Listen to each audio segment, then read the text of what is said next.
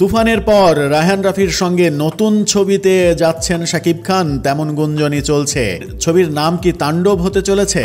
গত বছর এবং এবছর জুড়ে ঈদের সিনেমা মানেই শাকিব খানের জয় জয়কার ছিল। তরুণ পরিচালক হিমেল আশরাফের প্রিয়তমা এবং রাজকুমার নিয়ে নতুন করে জনপ্রিয়তার জোয়ারে ভেসেছিলেন শাকিব খান। তারপর এবছরে রায়হান রাফির তুফান দিয়ে সেই জোয়ারে নতুন করে আগুন লাগিয়েছিলেন তিনি।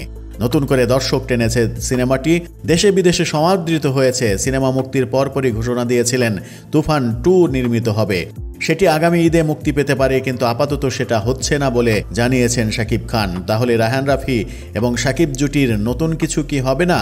উত্তর আসছে। শাকিব খান এবং রায়হান রাফি জুটি আবারও আসছে পর্দায়। তুফান 2 না হলেও নতুন নামে নতুনভাবে হাজির হচ্ছে তারা।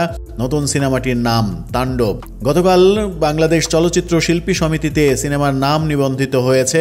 চলচ্চিত্র পরিচালক সমিতির মহাসচিব শাহিন সুমন গণমাধ্যমকে বলেছেন, গতকাল শনিবার একটি নতুন সিনেমার নাম পরিচালক সমিতিতে নিবন্ধিত হয়েছে, যেটির নাম তাণ্ডব। এটির পরিচালক রায়হান রাফি। তবে এই বিষয়ে রায়হান রাফির সঙ্গে যোগাযোগ করা হলে তিনি কিছুই জানাতে রাজি হননি গণমাধ্যমকে। চলতি সপ্তাহে সিনেমাটির ঘোষণা আসার কথা রয়েছে বলেও বিভিন্ন সূত্র বলছে।